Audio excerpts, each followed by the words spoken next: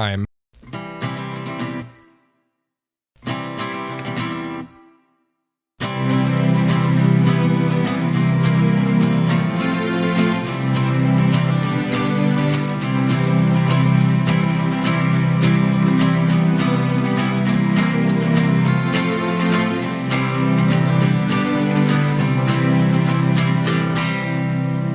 No, we have termites, termite season. And so, as you probably are aware, when there are termite swarms, you need to turn off your lights. Otherwise, they will try to get in your house. Drawn to that. Yep. Well, yeah, they're drawn to it. So it's never been a problem to where like I can't have this little lamp on or anything. But there's just a few in my house. I was like, man, they don't normally get in. And like I shined my light, like I was looking over at the window behind my kitchen sink over there, and it was just like, blur. They were just crawling up the walls. I was like, and so I shut the lights off. And I texted my wife. I was like, I literally wrote, help. I was like, help. You should get a big light for your backyard and all go to the light. I should. That'd be away from your house. Pretty badass. Just a gigantic bug zapper. Yep. But then I have to pay for all that amperage. Well, true. Yeah, I can get the HOA in on it to pick up the bill. Yep. That would be the smart thing to do. That's how you do it. So yeah, it's episode 400. Yay! Woo! 400. We made it. We made it. So yeah, we maybe the termites just want to celebrate. They're here. They're here as my guests. Are y'all having cake or something? Because we can come in. Got enough for 6,000? Because and is it made totally of wood? Yeah. She's just stacked up like those spool pallets, you know. It's like, oh my god, cake, guys, look, it's cake. Oh, that's awesome cake. You put icing on the top of it. The icing is just sawdust. There you go. We should. I think I've found our millionaire niche, Dustin. We'll make termite cakes. Termite cakes. Would you? Could you? Hey. Oh. Hey. All right. Yeah, 400 episodes of this podcast we have now done. Yeah. Pretty crazy. So the arbitrary milestone has been reached, and now we would like with all goals in life, we now go, oh, all right, well, we've reached that one now. Oh, look, there's another one way over there on the horizon. Cool. We must work towards. Just wait till we get to 500. Yes. So now all of a sudden, this episode we're recording right now is not good enough. So we are gonna have so to. Says you. Yeah, the hole in my life has still not been filled, even though I'm sitting here right now on the recording episode 400. Yes. So I must press on and continue to try to find meaning through this podcast alone. When will it be enough? A couple of interesting things real quick. I was thinking of, so we've been doing the show 11 and a half years. Yeah. And so I figured, I was like, oh, it's 411. What's the annual average? So we have averaged on an annual basis 34, 35 episodes a year for 11 and a half years. Not bad. It's not bad. I mean, that's a little less than 1 week, which it's interesting because if you think of all the gaps we had, like remember when my son was born and we just took 9 months off? We took almost a year off. I don't remember doing that, but we did that. We did. We took a hiatus after our kids were born, our sons. We took like a 5-6 month hiatus. So which implies then that so of course now we're in the middle of a content blitz. Do you know how many episodes we've produced this year so far? Man, it's gotta be close to 30. So it's May 9th as we record this episode. And so we have episodes that have been released in 2023. This would be like 29 or 30. Yeah. So considering that, sounds about right. I mean, that's almost, so again, it's a blitz of content, but we're already we're already about to match our annual average episodes. So I'm looking to add to even the numbers out a little bit. So, because that means, because if we do this for another 8.5, if we get to 20 years, we should be on par if we do one a week to hit 1,000 episodes. Jeez, man. Anyway, wow. So I'll shake your hand through Skype. That didn't look like a handshake. Didn't look the way I wanted it to look. Because you gotta go open palm, dude. That's true. I pretended I had already grabbed your palm, and I was already shaking with the closed palm. Right, you gotta go open palm. That's right. Open palm. Thank God it's not a video show anymore.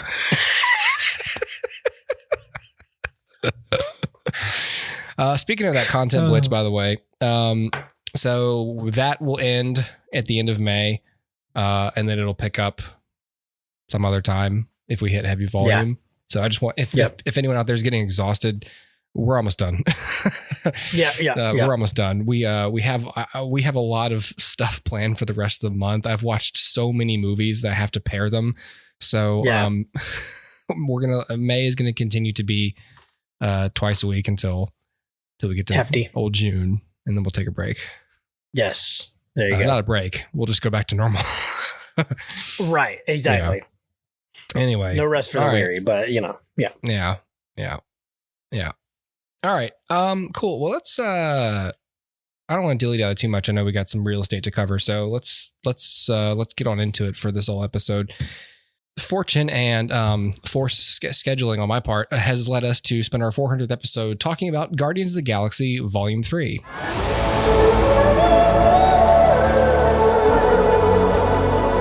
Don't forget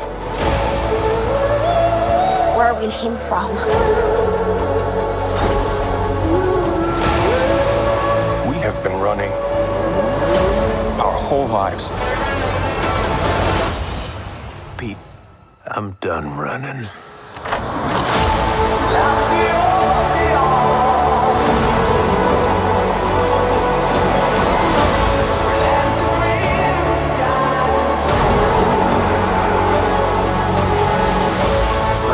We'll all fly away together. One last time. Into the forever.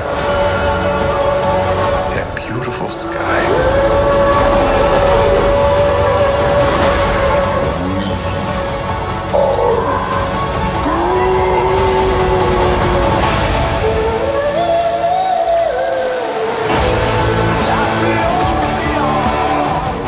So it's kind of cool that we're here. We're finally here. Because there was a time where I think that many people worried that this film wasn't going to happen. So, but yeah, it has happened. 9 years after the release of the first film, we've got Guardians 3, written and directed by James Gunn. Got the cast coming back: Chris Pratt, Zoe Saldana. It's got the thing. Okay, it does. Saldana. Dave Bautista, Karen Gillan, Palm Clementieff, Vin Diesel, technically, Bradley Cooper, Will Poulter, Sean Gunn, Chukwudi Iwuji, Linda Cardellini, Nathan Fillion, and Sylvester Stallone. So yeah, this is in theaters now. I think it's number 1 at the box office, as you might expect.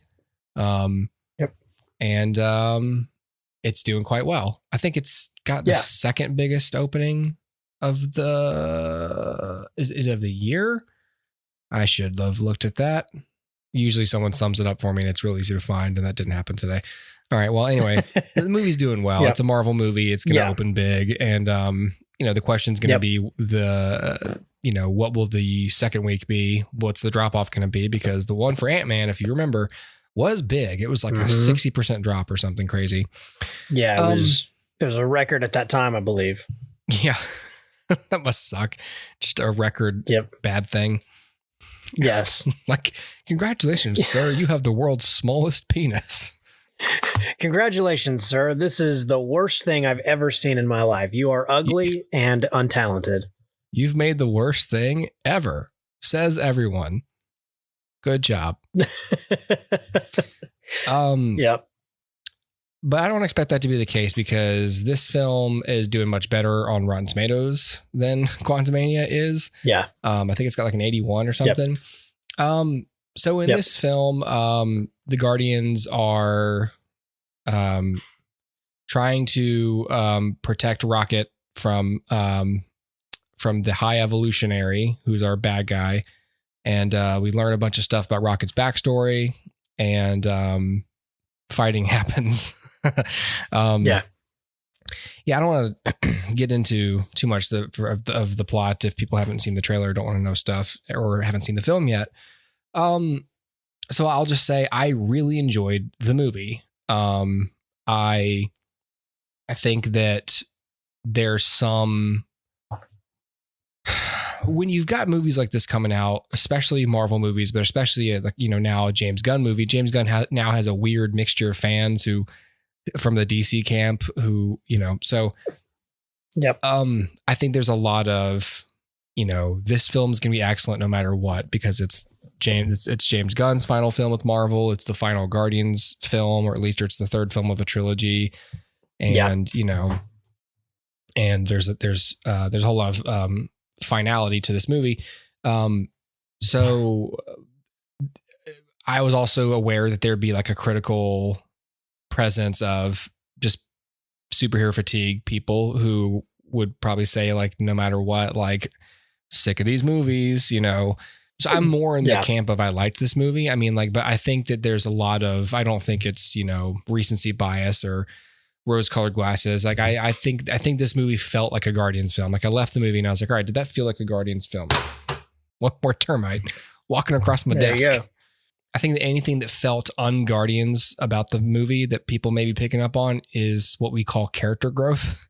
And I think that that's not something that many superhero films, especially ongoing franchise movies, have trained audiences to deal with, is finality. I mean, Endgame did that to an extent. And Logan did that. This film is doing that to an extent, on the franchise side, and presumably these next two Mission Impossible movies are going to do that. You'll get a sense of finality, and audiences don't do well with finality.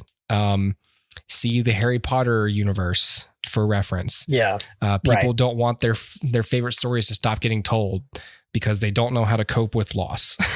It's another reason why franchises shouldn't exist endlessly. There has to be a conclusion. And so I think that this film has delivered one. Again, not a completely clean break. There are characters who at the end of the film could absolutely do other things and continue to live on and have more stories told. But also not necessarily either. Right. Sure. There's story choices I want to talk about in spoilers, for sure. Yeah. And as a general overview, I also enjoyed the film. I went in certainly with some level of superhero fatigue, but for me, Guardians is sort of a cure for that, regardless of its quality, simply because I don't lump these into the superhero genre. Like, to me, these are sci-fi movies that at least to some degree follow some level of the hero's journey, but it's not really, it doesn't feel like a superhero movie to me, because your hallmarks of superhero stuff like secret identities and saving citizens and all that kind of stuff, while it's present, it's not like, that's not the focus of it, right? Like, they have to save people, but that's not really you know what I mean? Like, it's not an earthbound thing like your typical superhero thing is. And it's not like, how do I juggle the responsibility of a personal life with this? Because the Guardians just are Guardians the whole time. There's not that sense of like separation.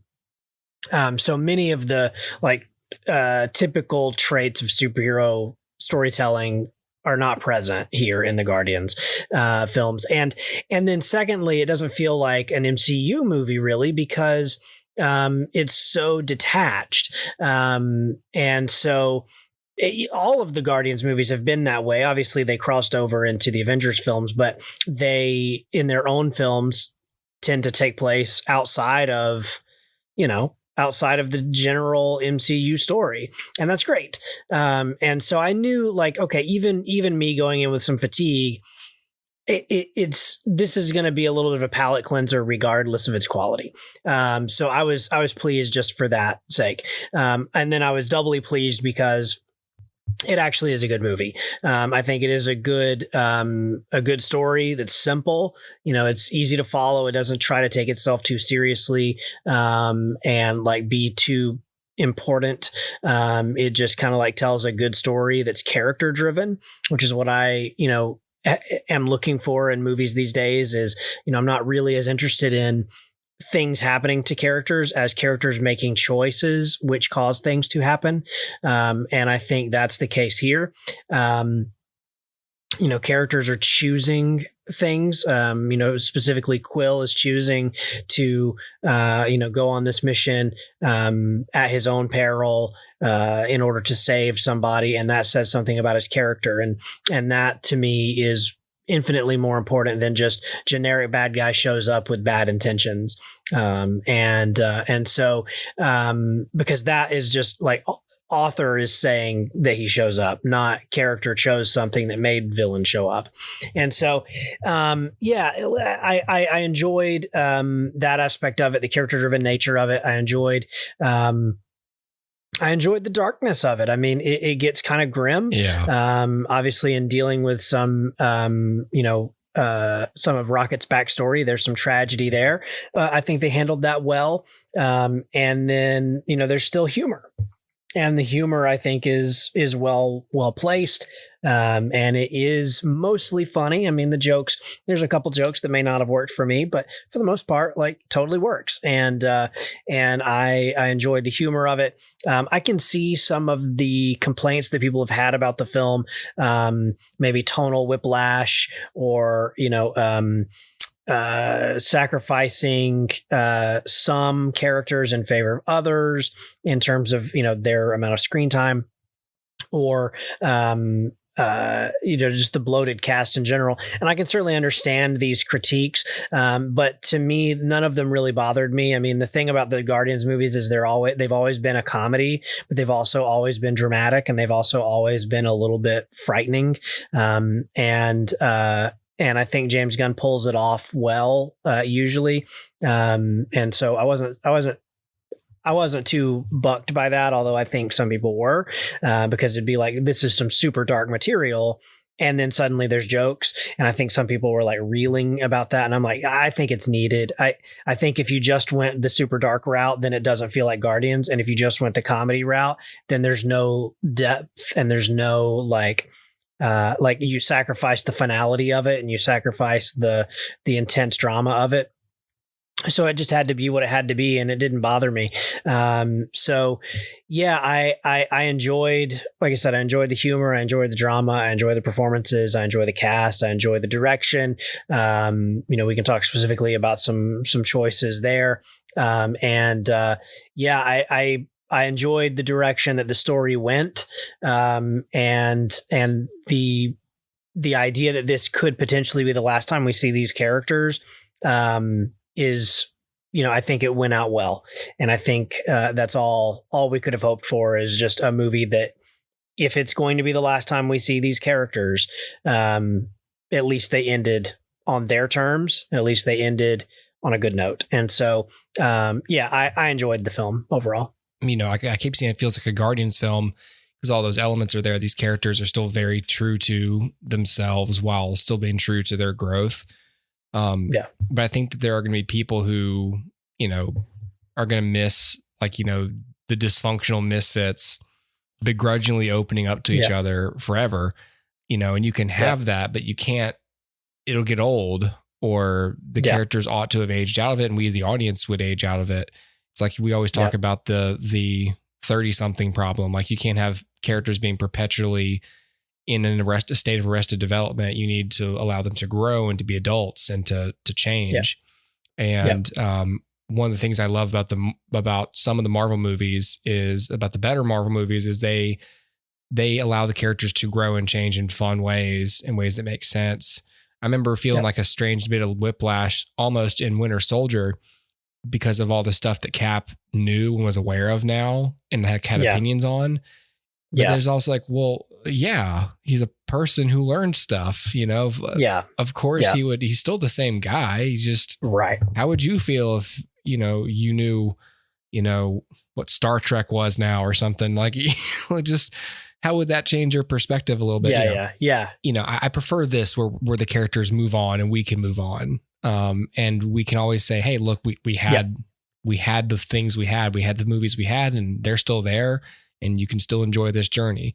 You know, we told a complete story, and that's how it's supposed to work. The only, like, the biggest problem I have with the film, because everything else is sort of like, it's still kind of settling, but I was like, you know, the only thing I had an issue with is something I was given a heads up on going in, which was like strange structural editing choices, like flashing, like all the flashbacks to Rocket's earlier stuff. Sometimes they occur from a scene he wasn't even in. And so you're sort of like confused narratively about whose point of view you're supposed to be. Like, he's having a memory? And it's just like, no, it's just a straight up, the story, the invisible storyteller is telling you information about Rocket because it's relevant to the villain. It still serves a story purpose, obviously, and it still serves a purpose for Rocket, you know, but mainly the function of those scenes is you are to learn a little bit more about what Rocket went through, about what Rocket lost, and what kind of a person the High Evolutionary is. That person being a total piece of shit. That might bump people a little bit, that Peter Quill doesn't feel like the main character of this movie. But James Gunn has said for years, like, to him, the main character is Rocket. Like, he said, at least, you know, leading up to this film, that Rocket for him has always been the secret protagonist. But he said from the first movie that the character that's most him on the page is Rocket. He said, Rocket is me. And so, and as the films have gone on, you see a greater emphasis on Rocket as a character. Like, the second film took a huge jump forward. The final shot in the movie is his face.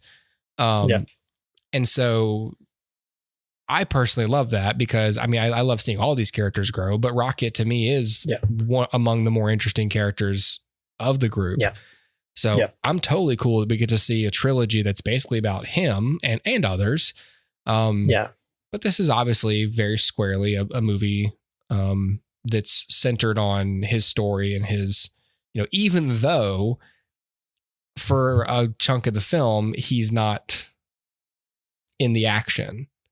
And maybe that's why it feels strange. Yeah, I think that's what what's bothering some folks is, like, it feels like Rocket should be the main character of the film. And they even say at one point, like, this has secretly been your story the whole time. Like, that's right. You know, it's the idea that, like, this has been Rocket's story throughout the three, but the truth is it's not. In all three, Peter Quill functions as the protagonist story-wise in all three. And Rocket does not function as a protagonist ever. And that's not to say he's an unimportant character, but it is a weird retcon sort of to be like, oh, this has all been about him. And it's like, but not really though. Cause Quill is the one that has been making these choices, and Quill is the one that has been driving everything.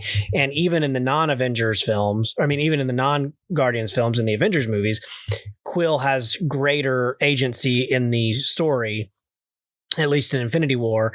And then in Endgame, I guess Rocket takes a little bit more, but I still wouldn't label him a protagonist.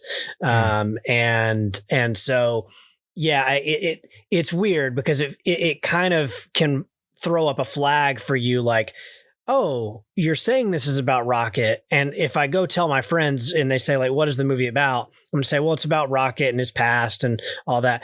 But only kind of, because that's to say, when you say the movie's about Rocket, it's about Rocket in as much as he's not the protagonist.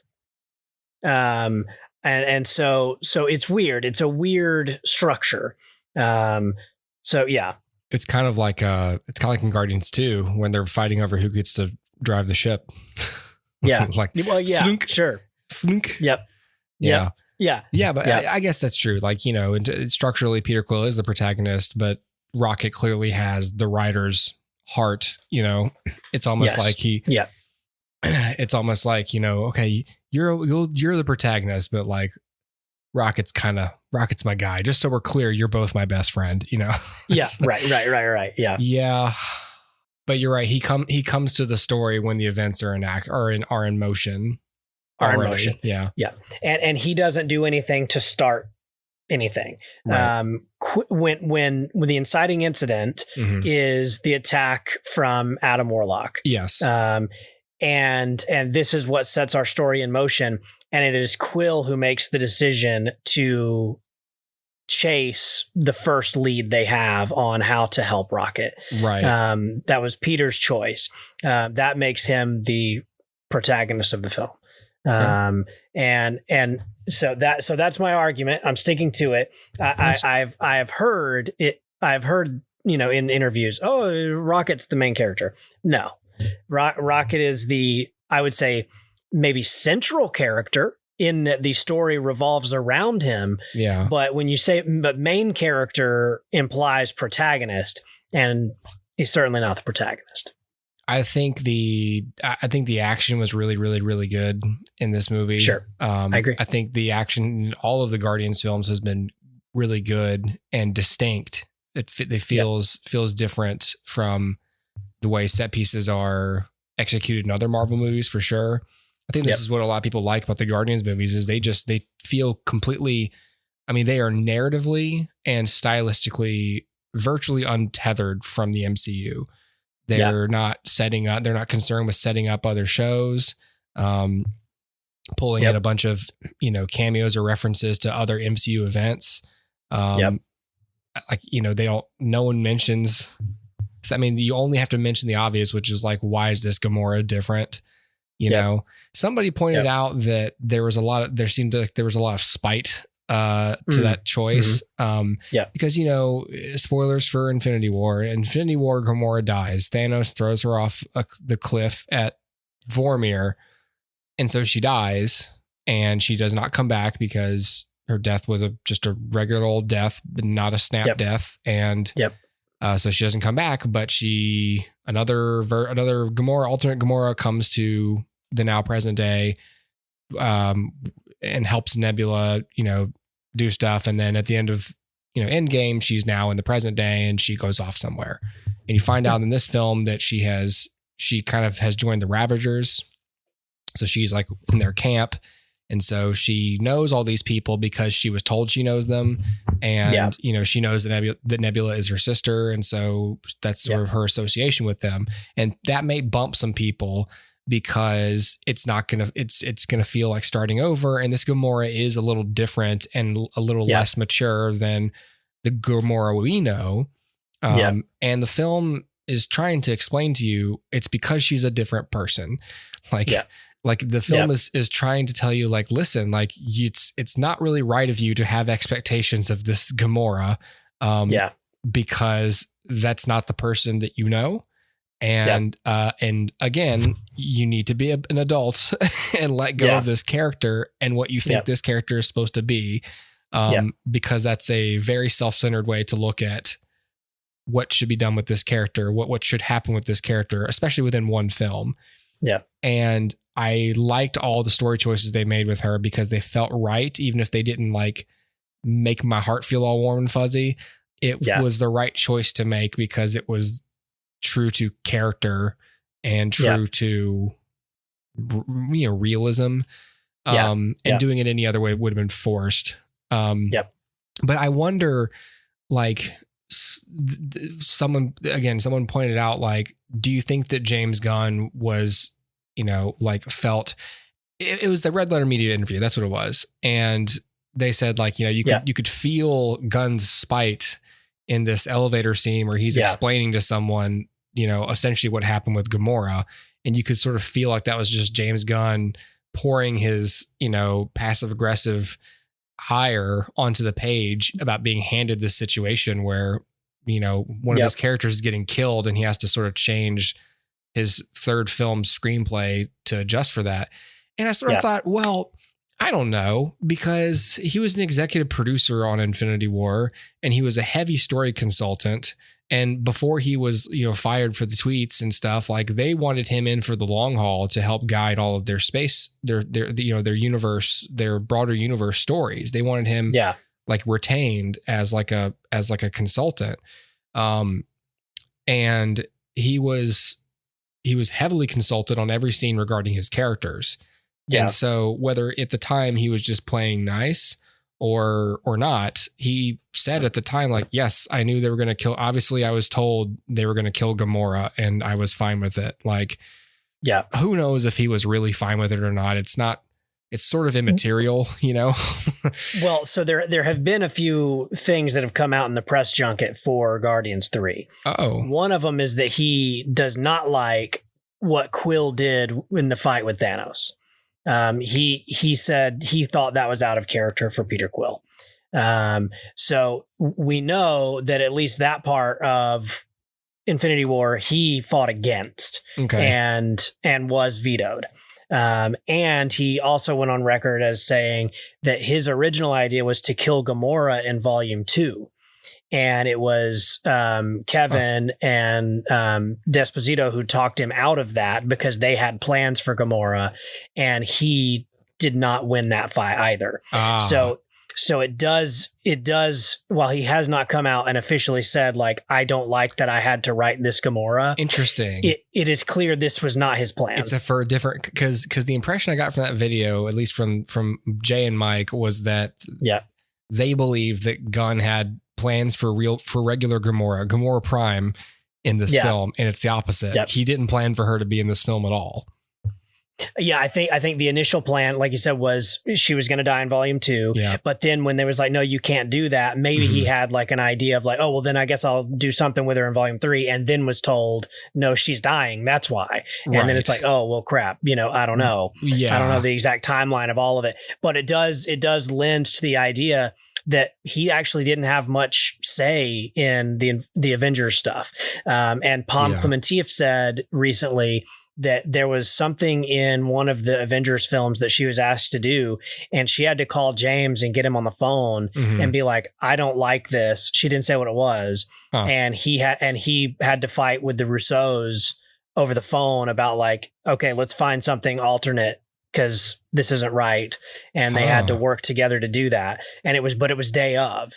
Damn. And it was something he wasn't informed of. Interesting. So I don't think he actually had much to do with the Avengers. I think it was more of a formality that he was producer. Sure. Yeah. Yeah. Well, I want to talk more about that and spoilers, but that's interesting. Yeah. Yeah. So, I mean, there are some elements in the movie where once you know all that stuff, it kind of makes sense. Like, Gamora doesn't really affect the plot of this film that much. Like you could have, it didn't have to be her doing the things that Gamora is doing. Obviously there's story stuff that's going on that was written because it is Gamora. But yeah, knowing all that, it does sort of change a little bit of, it makes a little more sense. Yeah. Well, anyway, I want to mention to get into spoilers, I think. So, let's do it. Why don't we go to break and we'll come back and we'll talk about the spoilers of this movie and a little bit of stuff about the future. But yeah, I recommend people see this in a theater, especially if this is my favorite Marvel movie since Endgame, I think. I would agree. I mean, this is to the point where I was telling people like, this is the only one since Endgame that I've wanted to own, I guess, other than the Spider-Man movies. But like everything else is on Disney Plus. So it's like, I don't have to own it. The Spider-Man films are not. So if I want to see them, I got to buy them. Yep. And you had mentioned in our group thread, a good point, which was that it feels like the end of the Infinity Saga. Yeah, exactly. And it's true because like for so long I looked at it as like, okay, there's Endgame and then Far From Home is the epilogue. Yeah. Right. But then it actually kind of is like Far From Home and this. Yeah. Are the epilogues of Endgame. Yeah. And there is nothing else now to mine from Endgame. Yeah. Like everything that they set up to go do has been done. Yep. They set up, it was Thor leaving with the Guardians. That's done. Which I would just recommend people skip that movie completely. So I agree. And then with this, it's like, this is the only other lingering thread that we needed to follow up on was what happens to the Guardians. So in a weird way, like, I'll own this movie, and this may be the last Marvel movie I own, because it completes the story. The stories and characters you care about. Yeah, exactly. Yeah. Because clearly I don't care about any of the Phase 4 stuff. Nope. This is I would recommend people go to theaters and see this. It's worth your time, it's worth your money, it'll be worth the experience. Especially if like me, this is probably the last of these you'll see in a theater. Yeah. Be right back. Oh, wow.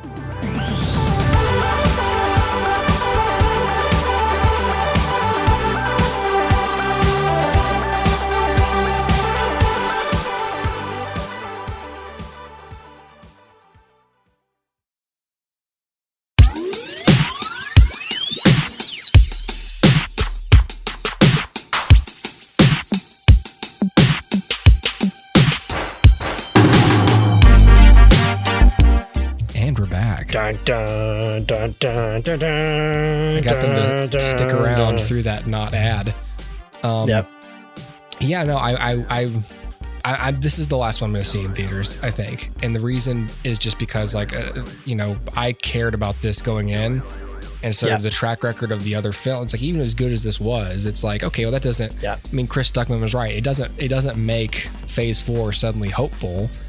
This didn't save the MCU, because to me, it's a different flavor than the MCU. Like this film would have come out like 2-3 years ago if not for Gunn's firing and DC hiring him and then him committing to projects with them.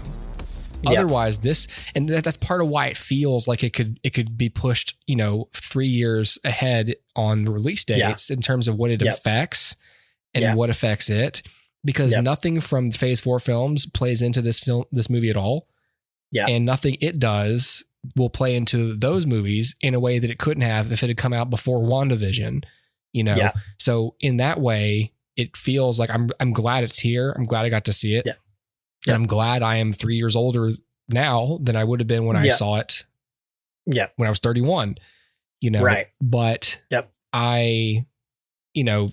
was definitely just like, oh, we're only getting this because they fired him and then he was scooped up and then they had to wait on him. Yeah, totally. And, it's just one of those things where I feel like, the Guardians is like more of a creator driven thing. Like it's Gunn's baby. Yeah. And it's part of the MCU umbrella, but it's his thing. Yep. And everything else, like, you think about this new, like, Captain America, New World Order or whatever. And it's like, that's Marvel. Like, that's Marvel. Yep. Hiring a director that they can push around and do whatever they want instead. Yep. The director's a formality. That's not the case with Guardians. Yeah.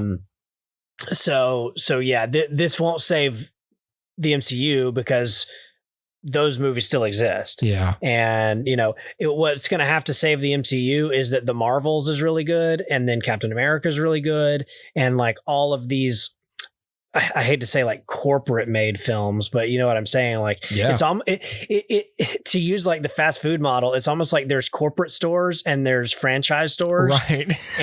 And Guardians is a franchise. Yeah. It does some of the things that corporate does, but it's mostly the franchise owner that, handles that. Yeah. And then like the corporate store films, like the Marvels, they're going to have to be really good in order for me to think the corporate's good. If you go to a James Gunn store, he'll give you like a couple extra chicken fingers just because why not? We made a bunch. Yeah, like, why not give them away? And the corporate store is like, we don't do that. But at no cost do we give away extra fingers. And he's like, I do. It's fine. People love it. So it doesn't save the MCU, but I'm kind of with you. I watched the trailer in theaters because I hadn't seen it before then for the Marvels. Mm-hmm. And I was like, not only does this look uninspired, uninteresting, like a television show, ugly, and I have no interest in this, there is no reason for me to see that in theaters. Yeah. Not a single reason. I'm at the point where it's just like, I'm not like, I still want to see where all this is going because I still have hope that this can be made into something exciting. But it's like, oh, but I don't have to follow these closely anymore to get that. I can just watch them when they arrive on Disney Plus, make sure I'm watching them in the right order, and then watch them at my leisure. I see no value in paying the money. And honestly, the only social capital I get from watching them in theaters anymore is talking to you about them. And so if you're thinking the same thing I am, which is, I don't know if I want to do that, then it's like, well, then I definitely don't want to do it. And like, this was the last one I cared about going in, and the rest of them, it's like, well, they're all coming to me anyway. And, and, you know, we talk all the time about voting with your dollar. It's that hippie thing principle, man, where it's just like, you know, if you don't want these movies to be made, then you don't need to be paying to go see them. And that's just that's the thing. And so it's like, I'm no longer excited about these. I need to go see them while they're in theaters, especially if they're coming to a service I already pay for.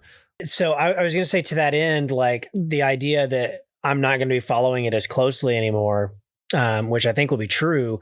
I was thinking about this before this film, that I wonder if it would behoove Marvel to start doing, like, I hate to phrase it this way, but like previously on the MCU, you know, and like do a recap, because I'm like, there's so much stuff. Like, because here's the thing. If by some weird chance somebody says, I will pay you money to go see the Marvels, and I go see the Marvels, I have not seen Miss Marvel.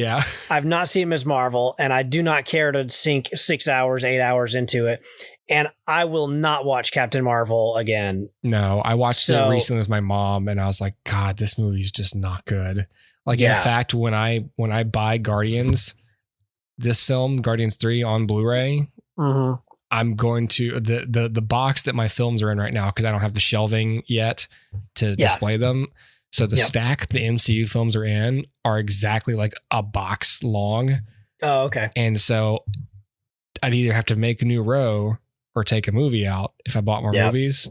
I'm just going to take Captain Marvel out. Take it out. Take it out, man. Put Rocket in there, and I'm just going to, I'm going to give Captain Marvel to a homeless man. I know you can't play this because you don't have a home or a TV or a Blu-ray player, but you can burn it, and it would make for great It'll tinder. Make fire.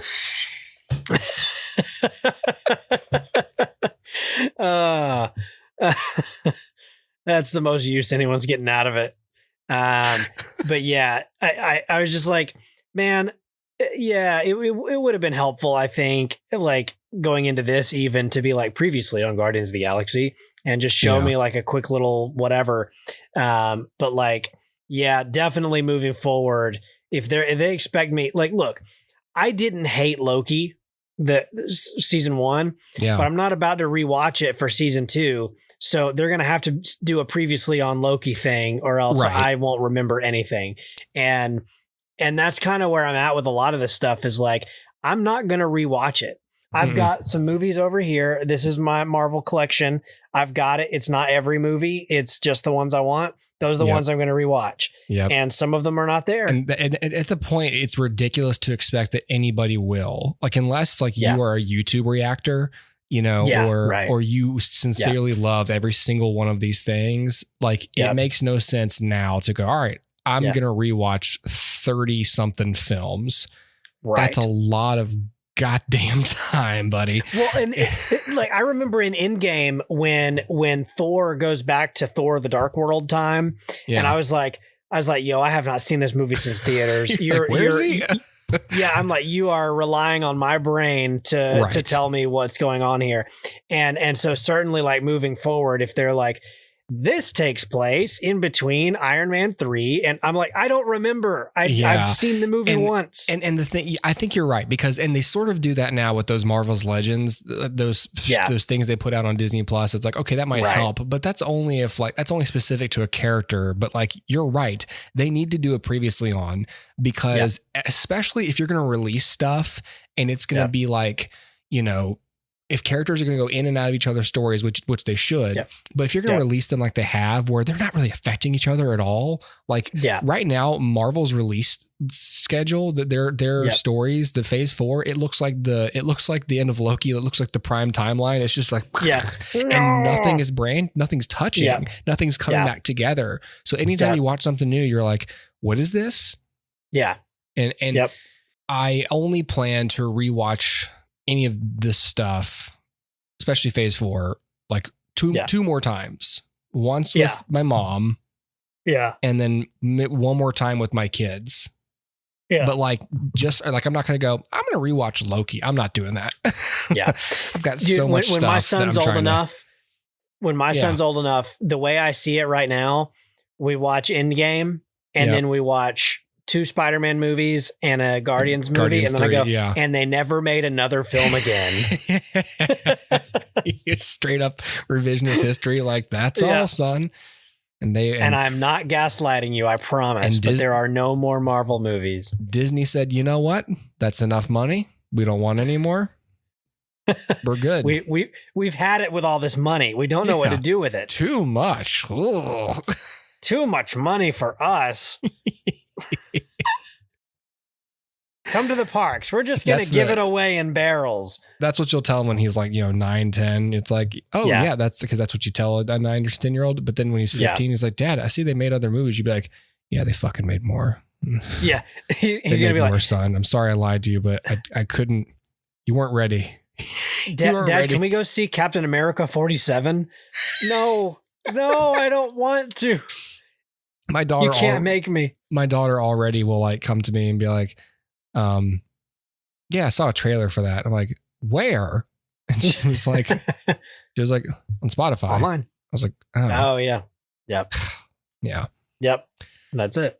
There's other things I want to spend my time on in theaters. Like I'm going to the theater 4 more times this year. And none of those times is going to be for a Marvel film.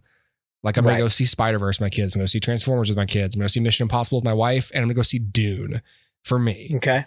Yeah. I'm excited for that. I'm very pumped up for that. But it's just like, I'm going to the theater in November. I'm not going to see the Marvels. I'm going for Dune. You should pull up an image from any image in the entire trailer of Dune.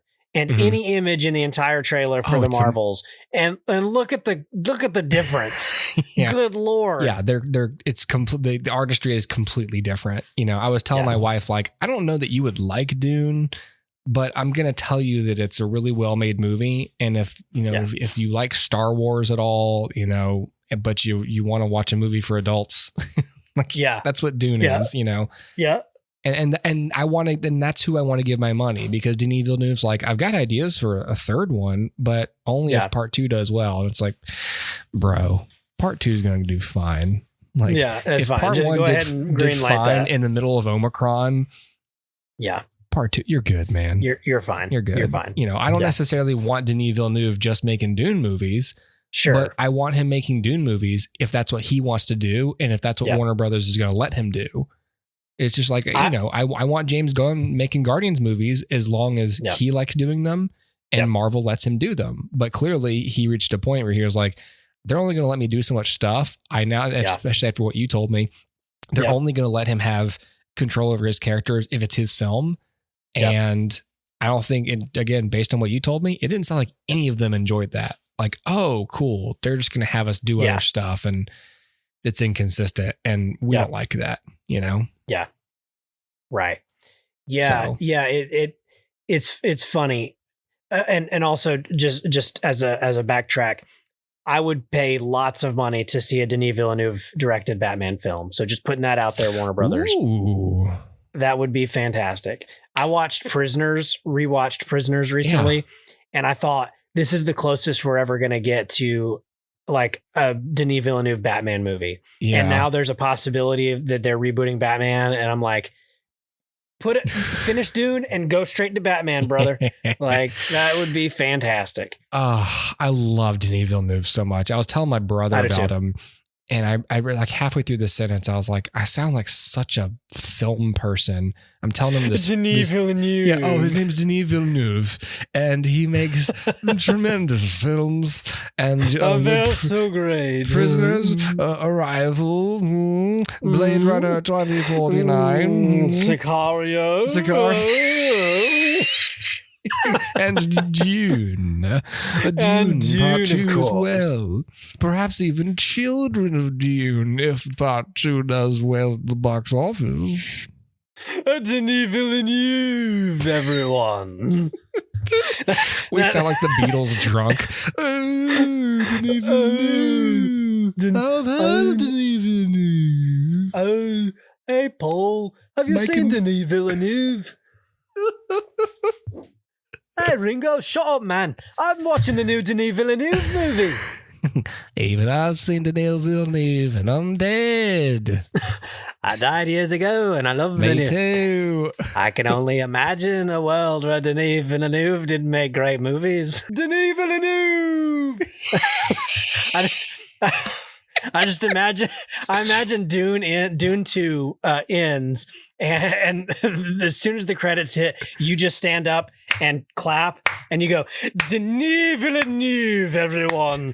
Denis Villeneuve." I need a Denis Villeneuve pair of pants because I've ruined these. I made a dune of poo-poo. Denis Villeneuve. Hey, are we going to talk about Guardians? Everyone's like, I came here for the spoilers. What the fuck?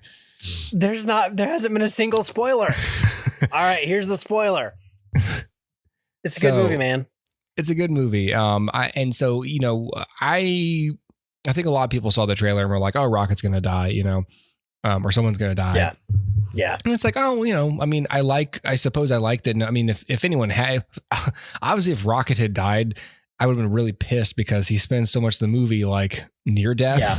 So if he just died on the table, it's like, well, that sucks. That would have been horrible, You're right. It would have been really, a lot of people thought that Star-Lord was going to die, I think, because when he goes back to the table, I was like, well, they're not going to kill him like this because that was just a lame thing for him to do, go back for the Zune or whatever. Yeah. And it's like, it doesn't make any sense for Groot to die or Gamora the only person you could have killed that I would have like felt something is Nebula, maybe. Mm. I thought Drax was going to die when they were in in that firefight in that biological whatever kind of planet, the biomatter planet. Yeah. They shot him a couple of times. Yeah. And it was like slow motion and it was like, Boromir's last stand. And I'm like, they're going to kill Drax here. And so I started to be like, oh no, this is it. And then it wasn't. And I was like, oh. And then like the next scene, he's just walking around again. And I'm like, oh, okay, cool. Yeah, it was weird. I was reading about, how everyone, because everyone lives. So it's like, okay, how's everyone feel about, you end the film. So you end the film, Rocket is now the leader of what the new Guardians, I guess we'll call them. And so you got him and Groot and Kraglin, and then you've got Adam Warlock and one of the girls from the High Evolutionary trained. And then, wasn't there another person? Cosmo, the dog. Yeah. Cosmo. So that they're the Guardians now. And so, that little girl in the comics becomes Captain Marvel. So she'll probably eventually end up in the Marvels. Oh, okay. Great. Another thing I have to keep track of. So, and then Gamora goes back and lives with the Ravagers, which again was a great story choice, I thought. Nebula and Drax stay on Nowhere to raise all the kids and all the animals and look after all them. And Peter Quill goes to Earth and goes to live with his grandfather. Finally. And so the only character they talked about returning was Star-Lord. I don't know that they have any specific plans for him. They must have something because they wouldn't have teased it. They didn't say the Guardians of the Galaxy will return. They just said the legendary Star-Lord will return. Will return. So he's coming back somehow. I don't know how. We'll see. This is also weird because in the press junket, they were asking Chris Pratt, like, are you open to more Guardians movies? And of course he says yes, because as an actor, you just always say yes. Yeah. But he elaborated and he was like, but only if James comes back. He was like, I really don't have any interest in doing anything if James isn't involved. And I'm like, well, that's going to be really difficult now for James to be involved. And they're already, so I also am wondering slightly, like, did Marvel put that in there without James approving that, or without Chris Pratt knowing that? I don't know. Right. I'm sure he was just like, I mean, I've fulfilled all my contractual obligations to this IP, you know? I also wonder, like, is he coming back like in a series? Is he coming back in a movie? Is he coming back in his series? Is it someone else's series and he just shows up in it? Or like, what is it?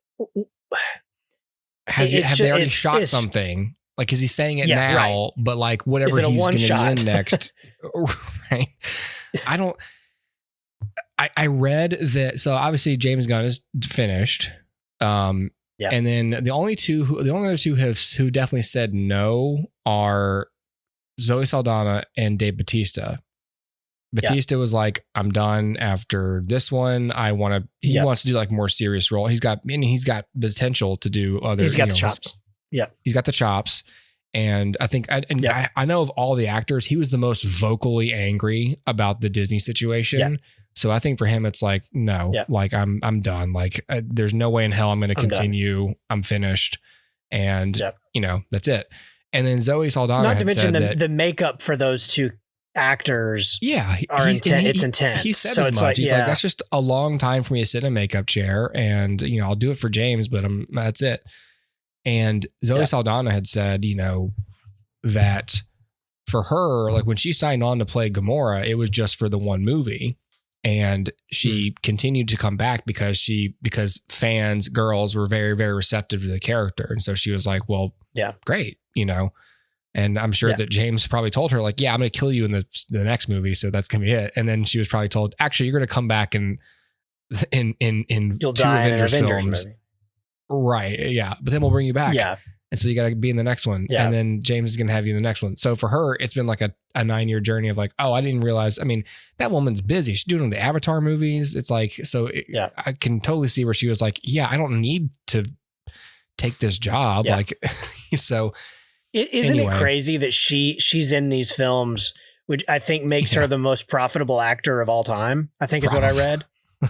Probably. Because between the 3 Guardians, 2 Avengers movies, and 2 Avatar movies, I think as of the last Avatar movie, she became the most profitable actor of all time in terms of her involvement in profitable films. Got it. That more than any other actor, her films have grossed more money than any other actor who's been involved in projects. Interesting. Right. So you can look at like, that's pretty cool. Yeah, it's cool. I also am like, but is it true? Because like Downey Jr. was in a lot of Marvel movies. Yeah. And he didn't have any of the Avatar movies, but I don't know. That's weird. Anyway, I don't know. Yeah.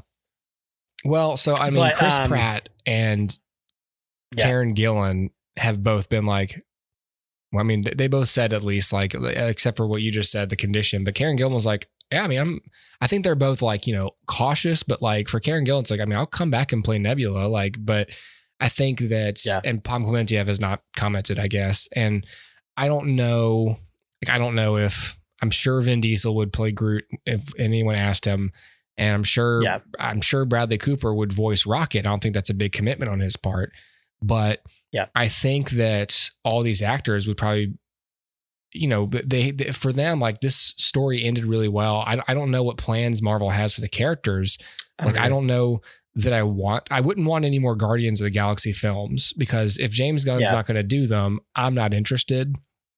Yeah. And especially if you're going to disband them at the end of this one, that's like a narrative. Like these films are finished. These characters might come back, but that's going to be between Marvel's producers and the actors who play them. Whether they want to come back, and they have every right to if they want to. Yep. But I can see them all being like, well, there's, I don't feel like there was anything left unsaid. So it's just going to come down to what does Disney want and to do with the characters and what do the actors want? I'd be okay with them showing up in other films, but I want them to feel, genuine, Yeah. Yeah. So, so I saw this movie with my dad, and cause he loves the Guardians movies.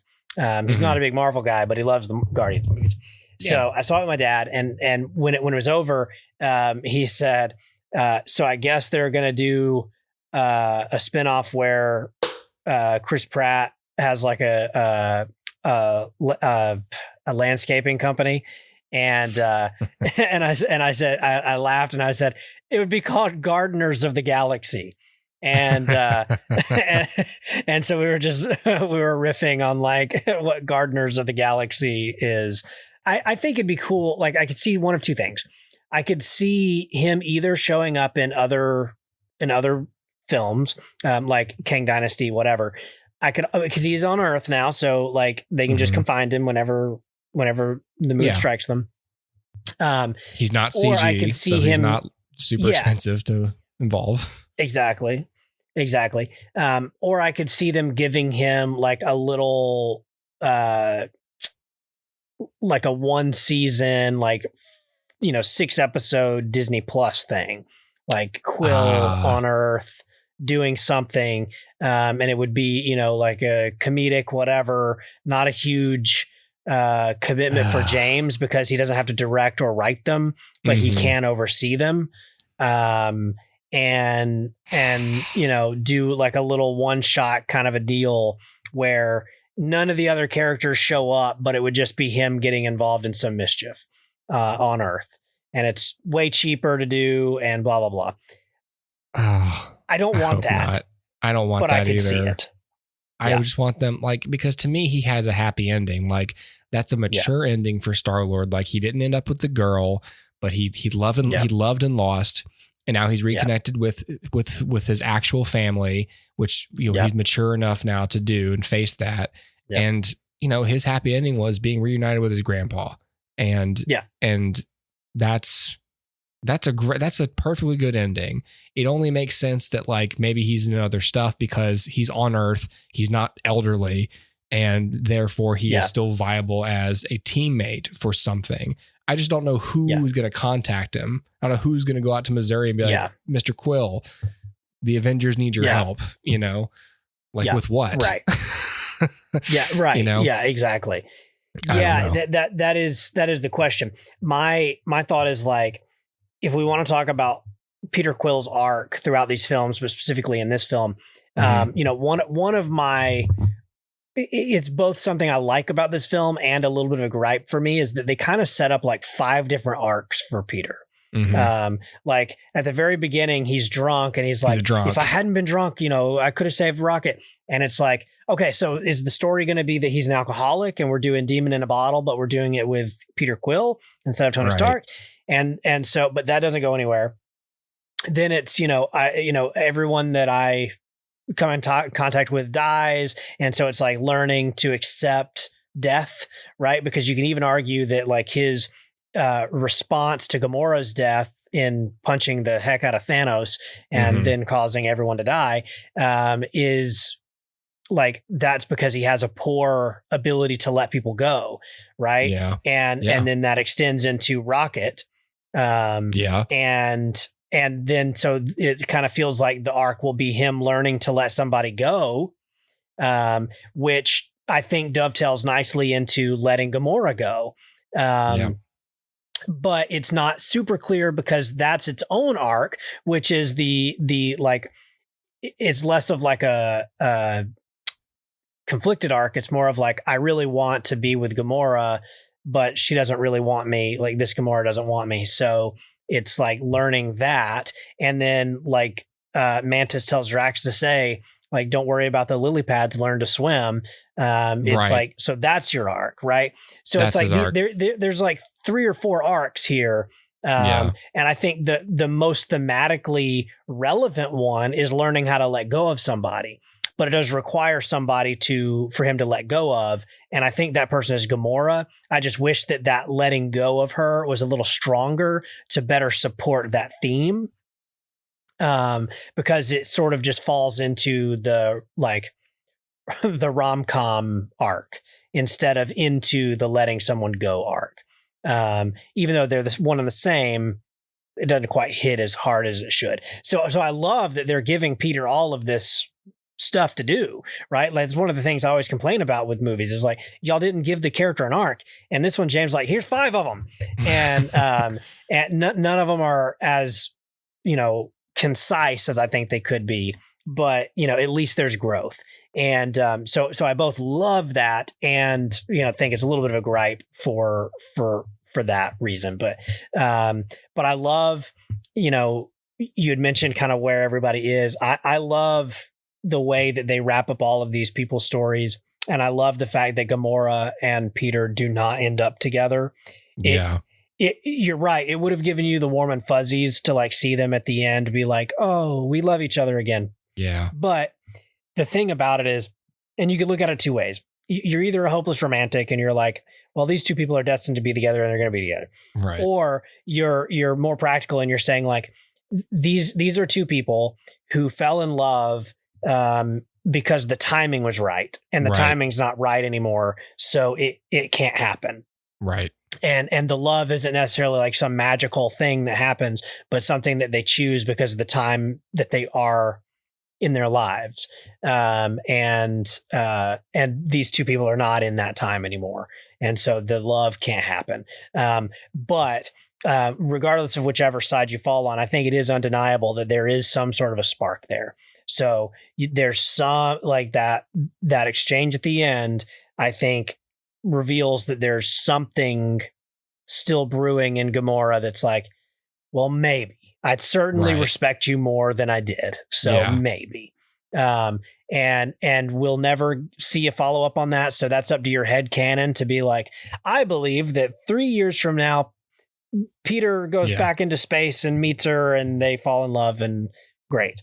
Or your head canon is like, no, he dies, with another wife on Earth. Right. Or alone. And any of those, it's totally up to you. And that I think dovetails into my hope for it is, yes, he's going to return apparently. But whatever they do, I don't want them to mess with my ability to be able to give him an ending that I want. Because James left it, we don't see his last moments, right? Like we don't see him at 99 dying. We see him just the next day, right? So, or a few days later, or weeks or months or whatever. So it's, I can in my head have him go wherever I want and do whatever I want. And so if I want him to fall in love with Gamora, then he can. And so I just don't want too much finality. And that's what I like about this film is they don't give us finality for these characters. They give us completion. And I think those are 2 different things. Yeah. I mean, their futures are all ambiguous, but like we wouldn't even be talking about it if there weren't more Marvel films coming, like him going on Earth and her going to the Ravagers and Nebula and Drax staying there and Mantis saying, I need to go find myself. I'm going to take these giant monsters that love me and I'm going to go. And then Rocket and Groot and Kraglin, go out and do Guardian stuff. It's like, those are all complete endings. Rocket now has the maturity to be a leader and the empathy to look after people. And, Kraglin knows how to use the arrow now. So he's useful. And then Groot's good. And then they've got Adam Warlock, who, God bless him, didn't really do much in this film. And, but everyone's doing stuff and they go where they should be, like Peter never belonged in space. He made a life there, but he didn't belong there. And it all is fine. It's just this whole thing of like, we know that because they're alive and because there's other stories, there's a fear maybe that their absence will be an issue. And number one, I think, I'll say this now. I think that if there's any characters that we can roll the dice on and say, what if we don't bring them back? What if they're just done? Do we really think in 7 years someone's going to go, where the fuck is Peter Quill? You know, like, is anyone going to ask, why isn't Quill here? Why didn't he do anything about it? Yeah. It's just like, right. I think that there's that, it's almost like I never wear this sweater, but what if I want to wear it one day? If I throw it out, it's not in my closet. And it's like, okay. Yep. It's that same like anxiety why people don't throw things away. And it's like, maybe one day you'll be like, where's that sweater? I wish I had it. You know what you'll do? If it's not there, you'll either do fine without it, or you'll go buy a sweater you actually like because you really need a sweater. But in the years between now and then, you'll feel better if you just toss it. You'll feel better. Yep. And to me, it's like, I think we'll just feel better if we just assume these characters are gone and that's it. And the only exception is Rocket and Groot. It's like, I understand if I never see Kraglin again. Yeah. But if I saw Rocket and Groot again, I wouldn't be angry. And that's mostly because they're CG characters who you really could get other people to voice if you really needed to. You know, but I don't want to see any more stories with Rocket because I've seen his arc and I don't want to, I'm not interested whenever that happens and characters come back and you go, what are they going to do in this movie? And then they say something like, I know I've got these issues with trust. And it's like, oh, great. Now Rocket suddenly has trust issues that he never had before, but that will be his arc in this movie because we need to give him something to do. And I hate that because it's like, he's obviously not perfect, but he's perfect enough for his arc. And I don't want any more of this, you know, I don't want to see any more. Agreed. I think best case scenario, like you're right. We could see the two of them, everybody else stays gone, and that's fine because their movies don't intersect with the main MCU story. So it's not like a huge thing if we're seeing the MCU story and being like, well, where are the Guardians? Well, they never did, you know? And again, it doesn't matter. Remember their point of contact, like, oh, but Nebula and Rocket worked with the Avengers for a while, like after the snap and during, you know, after the 5 years, it's like, but their contacts, Natasha's dead, Bruce is alive, but like to assume that they're just going to maintain, maybe they do. We don't know what their plans are for the future, but like to me right now, the thing to do is if there's a reasonable explanation for why characters are not going to come back other than death, you need to take it. Because you got so many characters and, you know, it doesn't make sense if we never see Cassie Lang again, as much as I don't care if I see her again. Not seeing her again is clearly not the plan because she can use the suit and she's smart and she's a woman. So she's going to be part of the films. So if she never showed up, I'd be like, oh, that's weird. They were kind of setting that up. But if I never see Rocket again, that's not as weird to me as much as I love Rocket. But I love Rocket because every time he's here, he's doing something that makes sense. After a while, your presence alone doesn't make sense to me. Yeah. I think the only thing we can hope for, like, this is what I would do if I were them. 10 years from now or whenever they're making a movie and they want to bring Quill back, all it is simple. Like somebody goes to Peter Quill's residence and he's like living on a farm and it's just like Peter Quill lives there. He's married and they're like, hey, will you help us? And he's like, nah, but here's something that will help you. You know, here, like I'll impart something, like here's my old blaster or here's something, right? Like here's something that I have that can help you, but I'm not coming to help you. And then the question is like, well, why? And then he's just like, you know, points to his wedding ring or whatever. Yeah. And we don't even get to know who he's married or anything. Yeah. You could even have a character go, you know, is it Gamora? Did you get married to Gamora? And he just smiles and walks away. Right. Like you don't ever have to tell us. Yeah. I don't need to know. Right. And like, that's all I would do. If you have to show Peter Quill again, that's what you do. That's great. I like that idea. You know, it's just a quick little like, look, I'm not helping you. And you film it on Pratt's farm. You know what I mean? Like he doesn't have to do any work. Like just come to his house. Just come to his house, film it there, done. And then there you go. Yeah. And we don't need to know anything. Or, you know, I could also see them going the other way with it where like he's there they do confirm Gamora or not by like a kid coming out and Little like, hey green dad, kid. and it's got green skin, right? Exactly. Okay, cool. Yeah. Right. And then you don't need Zoe back. It's just, oh yeah, there you go. Done. And like that's all you have to do. Yeah. You can't get mad at them for taking the opportunity to take characters out of action who would be out of action. Like it made sense what happens to Tony Stark. He was never going to quit doing stuff. You know, he would have taken a step back, but he would have been involved. He's too valuable of an asset, whether he's in a suit or not. Yeah. You know, Peter Quill knows a lot of space stuff, but like, again, like consider what naturally made these characters be involved in conflicts, like because they live in space and their skill set involves blasters and spaceships. And as soon as he decides that that's not what his self-worth needs to be determined by, then he's going to leave that life. Well, that's done. I saved my friend and it's just time for us all to go. I need other things in my life. And so do all of you, you know?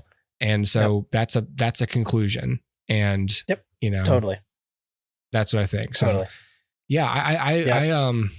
I really enjoyed it. I'm looking for that hallway scene is so badass. I love it. It's so good. It's so good. It's among the best action sequences of all of these films, like all of these Marvel films, you know. I agree. It's just so creative, so visual, so stylistic.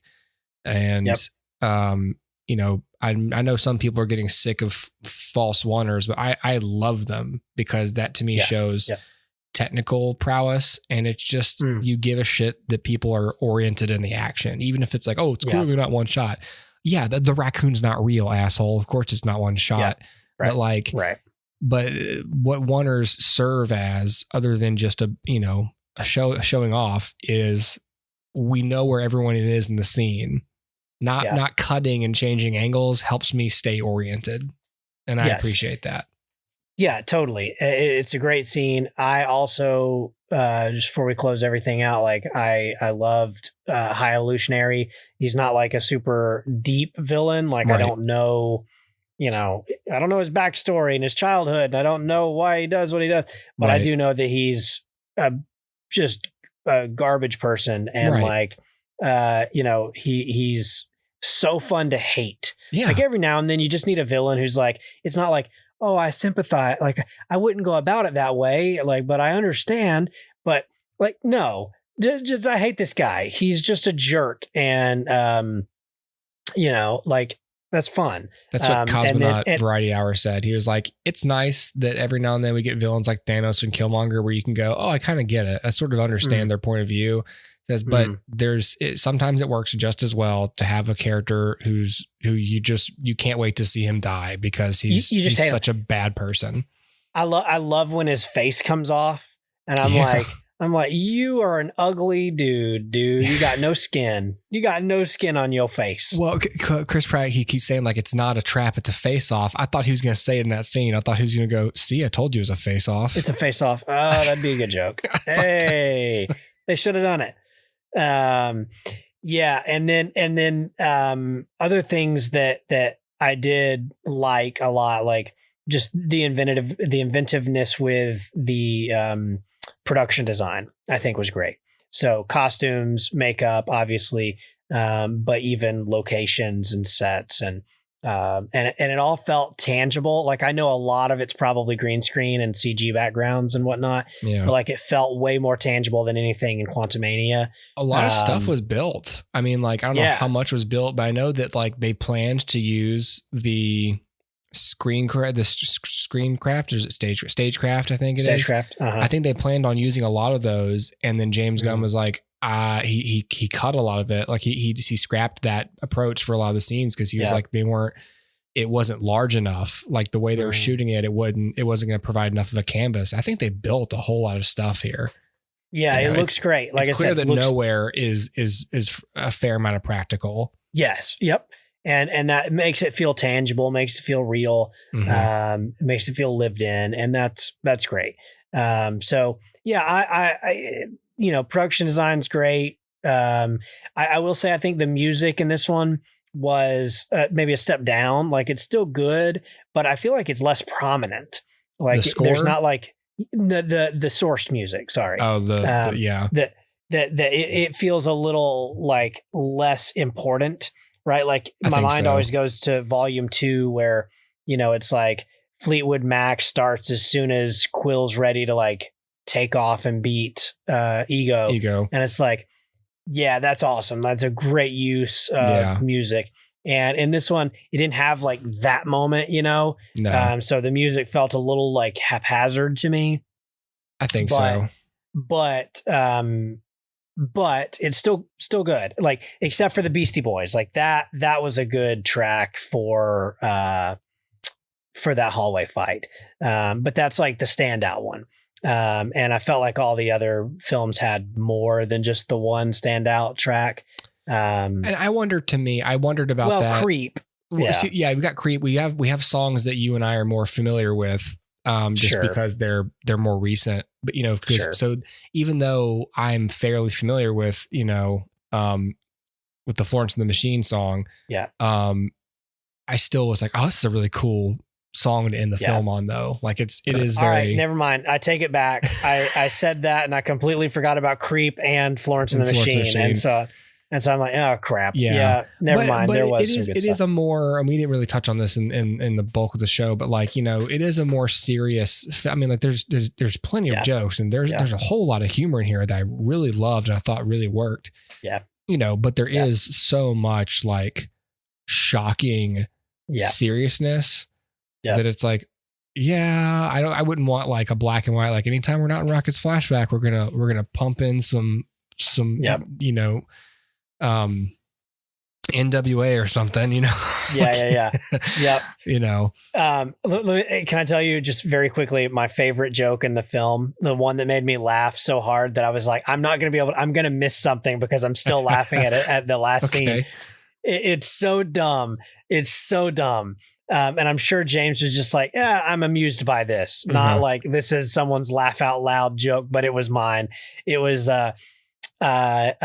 Mantis like ensorcels that dude in that bioplanet to fall in love with Drax, and so they're like walking off, and it's just like the guy is like, I'll be waiting here when you get back or whatever, and then I forget what the setup is, but anyway, that guy goes, my name is Bleedle Snort. And it's so dumb, but I wasn't expecting Bleedle Snort, and I laughed so hard. I was like Quill's doing something in the next scene, and I'm like, I can't focus. I'm still laughing about Bleedle Snort.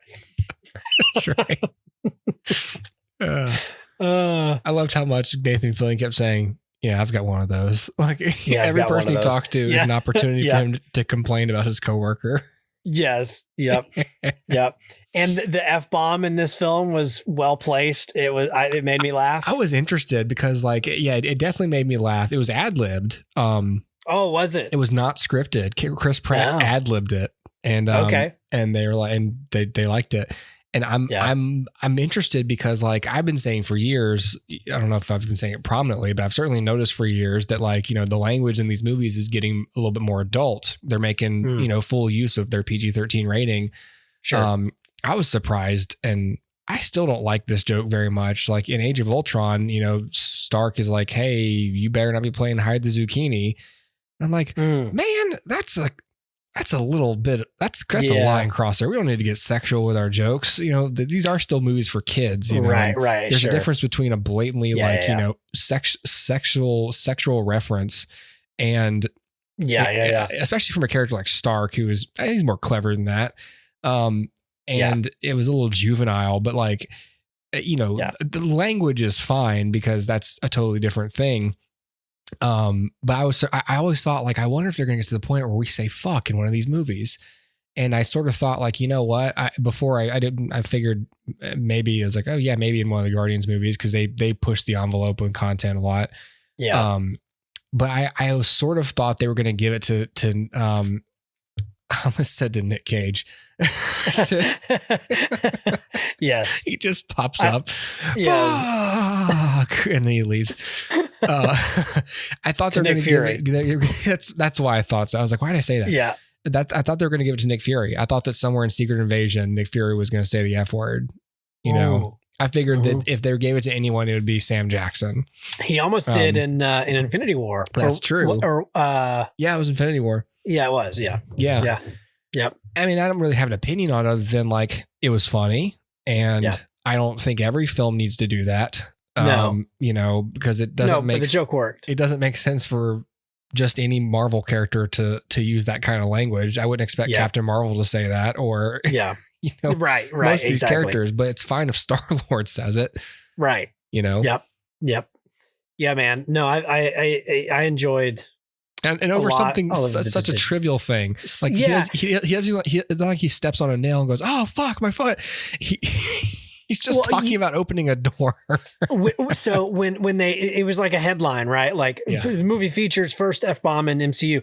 Yeah. And my brain is like, okay, so clearly they're going to meet the villain and like Rocket's going to say something to him. No fucking way, man. Yeah. Because I thought it was going to be Rocket. I didn't even know it was going to be like that. The High Evolution. I hadn't seen the trailer. Right. So I didn't know that there was like a backstory between the High Evolutionary and Rocket. The reason you know it would never be Rocket is because it would cost money to lip flap that. Oh yeah, true. And if they cut it, that's wasted money. True. Anyway, yeah, but yeah, I totally thought it was just going to be like Rocket was going to say something like, you know, intense, right? Like in an intense moment, and it was going to be like, you know, like this dude's evil and like whatever, we're going to take him down. But like, yeah, the fact that it was just a throwaway joke was like that. Okay, that's cool. What was impressed me was it was so easily cut. You didn't have to put it in there. Like you could have cut away. You could have dubbed it. That's what surprised me is like a standards and practices person. I'm sure they did alternate takes without it. They must have, but like, I don't know who pushed for that. I'm guessing it was James. But whatever happened, Kevin Feige was like staying in, you know, and I thought that was cool. I like to imagine Kevin's like, no, we're not doing that, James. And James is like, yeah, well, you killed my Gamora, so. And then he's like, all right, fine. You're right. Like, Kevin, I've never asked you for anything. This is the last thing I'm going to ask you for. I promise, you know? Yep. Like that's all I want. It's like, it turns out we didn't shoot an alternate take. One other thing, can we have Groot at the end when he learns to talk? Can we have him say, go see Superman in theaters July 2025? No, James, we can't do that.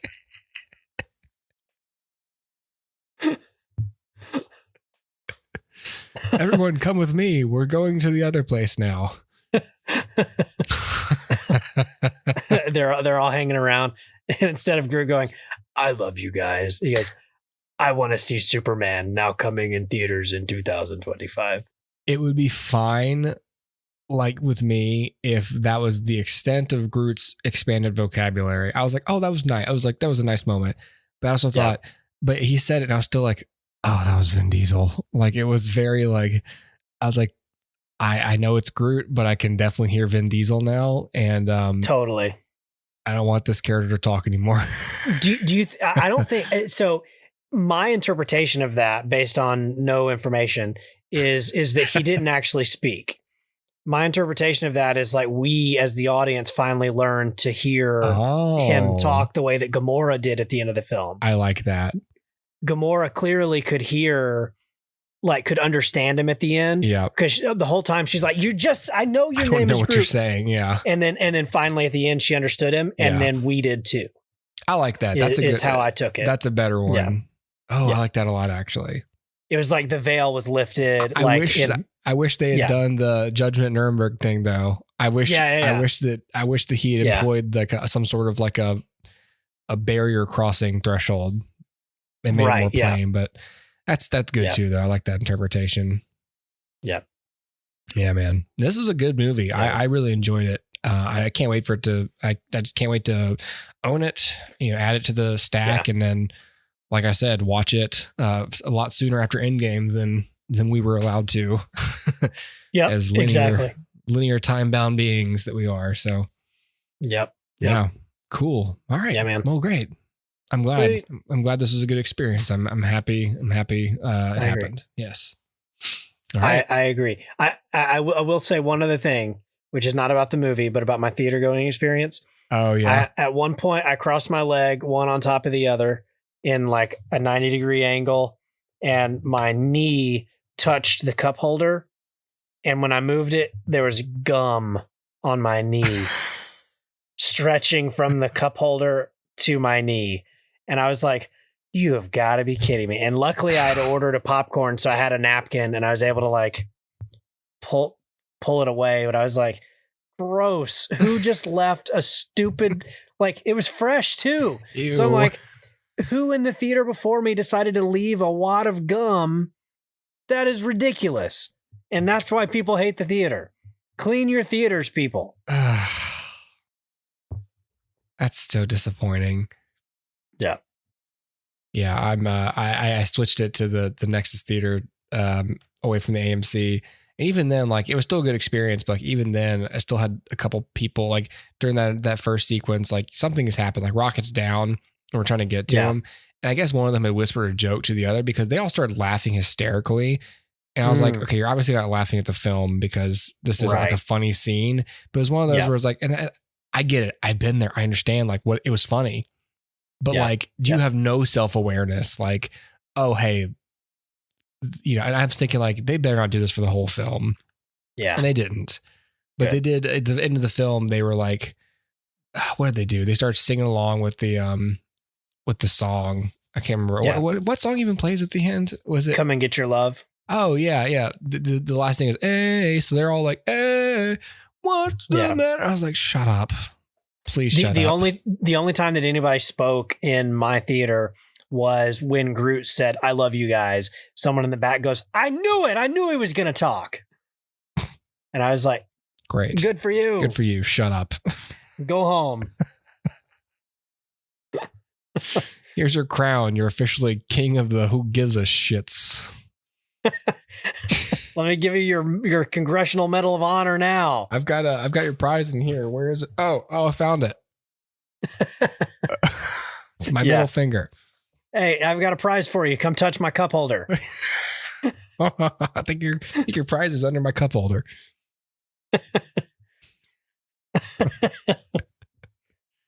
Yeah, man. Yep. All right. Well, here's to, I'll say this, Dustin, here's to probably not talking about Marvel stuff on this show for a while. For a while, yep. I'm sure there are shows coming out. I have no idea what they are. So the next thing is Secret Invasion. That's the next thing that's coming. So, but I don't know that there's much else on the slate for them because I think a ton of stuff, especially with the writer's strike, like I think a lot of stuff they're probably not doing that much of, but I don't even know what's next. Yeah. I mean, the next movie is the Marvels, but like, and then Captain America, Thunderbolts, and Blade, but like, I don't even know. I was watching something. I forget what it was the other day, or today or whenever it was. I don't know. Who knows? Anyway, I was watching something and they were talking about the pickle that Marvel's in with Jonathan Majors. And you can leave this in the show or cut it. Doesn't matter. Oh yeah. Because aren't they finding more women? Yeah, I think there are some more allegations now.